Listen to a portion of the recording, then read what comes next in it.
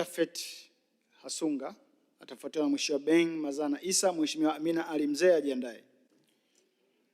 Mheshimiwa Mwenyekiti, nashukuru kwa kunipatia nafasi. Nianze kabisa kwanza kwa kuunga mkono hoja ya Mheshimiwa Waziri. Kwa kweli naiunga mkono sana. Mheshimiwa Mwenyekiti, nitumie nafasi hii kumpongeza sana Mheshimiwa Rais wa Jamhuri ya Muungano wa Tanzania, Daktari Samia Suluhu Hassan kwa kuja na dira nzuri na maono mazuri ya mwaka 2025 mpaka 2050. Dira kwa kweli ni nzuri sana. Kama tutaisimamia na kutekeleza, tutafikia yale malengo ambayo tunayataka. Mheshimiwa Mwenyekiti, nitumie nafasi hii pia kumpongeza Mheshimiwa Waziri, Naibu Waziri na watendaji wote walioko chini yake kwa kazi nzuri ambao wameifanya katika kukamilisha dira, lakini kwa kuja na hotuba nzuri ya bajeti ambayo imewasilishwa hapa leo. Na Mheshimiwa Waziri, nakupongeza sana kwa umahiri wa uwasilishaji wa hotuba nzuri sana. Lakini nitumie nafasi hii pia kuipongeza kamati yetu, kamati ya Bunge, namna ilivyochambua hotuba hii, ilivyochambua bajeti hii na kutushauri Bunge kupitisha na kuiunga mkono hoja hii. Na ndio maana na mimi nimeanza kuiunga mkono. Mheshimiwa Mwenyekiti, majukumu makubwa ya wizara hii yameainishwa katika hotuba ya Mheshimiwa Waziri, na mimi nitajikita kwenye maeneo manne. Amesema majukumu makubwa, kwanza ni kuhakikisha anaisimamia sekta binafsi ili iweze kuchangia katika uchumi wetu. La pili, kufuatilia programu mbalimbali za kupunguza umaskini nchini. Na ya tatu, kutunga, kusimamia na kuratibu utekelezaji wa sera za mipango, uwekezaji na kuboresha mazingira ya biashara. Na ya nne ni usimamizi wa kongani ya viwanda, makazi na mgawano wa viwanda.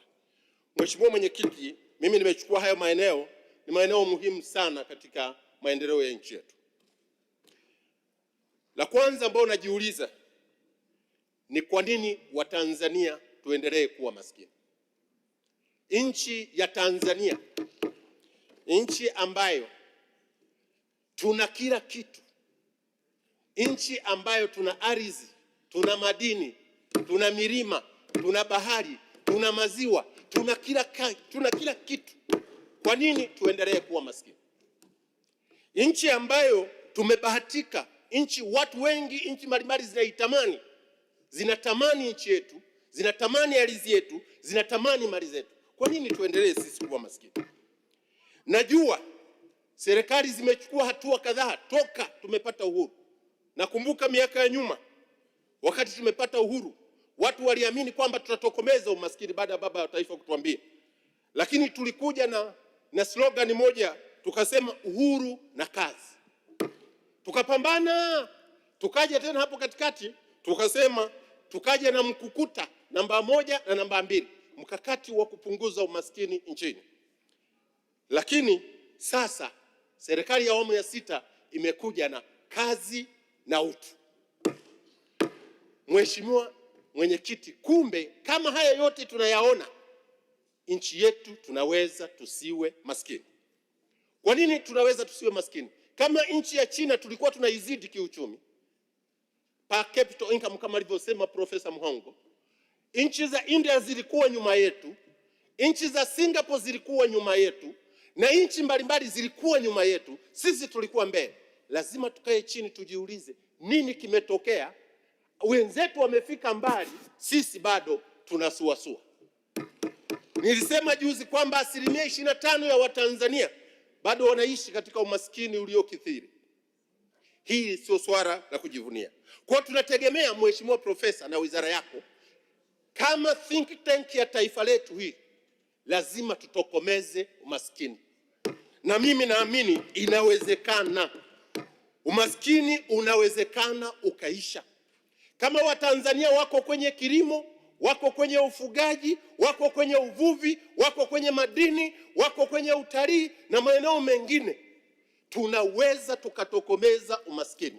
Na tutatokomeza umaskini kwa kuhakikisha kwamba kila Mtanzania anafanya kazi. Sasa hivi kuna wimbi kubwa la watu, kuna wimbi kubwa la vijana hawafanyi kazi. Sasa hii ni hatari, hatujengi taifa, hatuwezi kufikia haya maono ya dira ya mwaka 2050. Kwa hiyo Mheshimiwa Mwenyekiti, hili ni muhimu.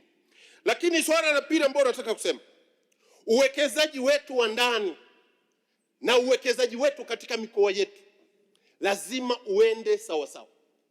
Sasa hivi ukiangalia hata hapa bungeni, Mheshimiwa Mwenyekiti, bajeti yetu kwa asilimia kubwa, sisi hapa tunatumia muda mwingi kuchambua matumizi.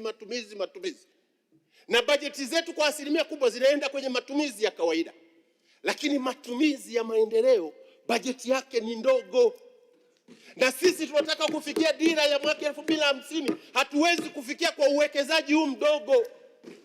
Tuangalie halmashauri zinakusanya mapato kiasi gani. Nichukulie ya Mheshimiwa Spika ile ya RAR, inakusanya shilingi ngapi? Na zile fedha wanaziwekeza kwenye nini ili ziweze kuhakikisha kwamba tunaondokana na umaskini.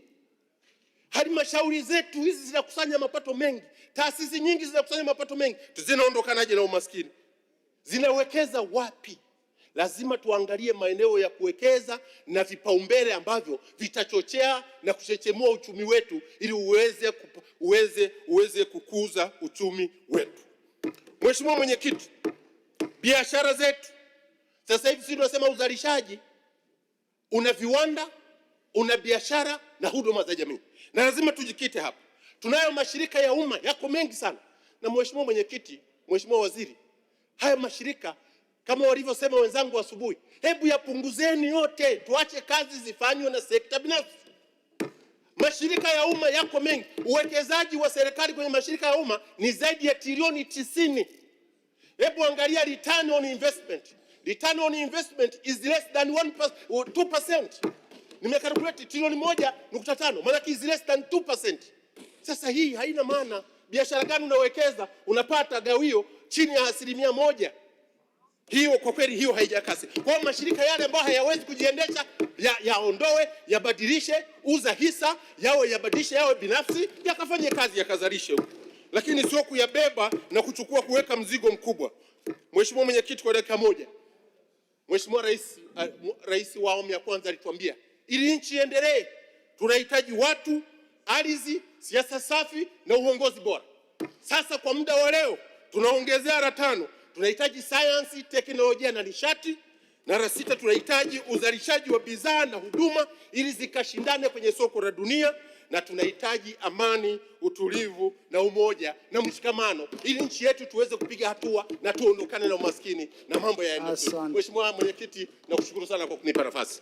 Asante sana kwa mchango wako. Nimwite sasa Mheshimiwa Ben Mazana Issa.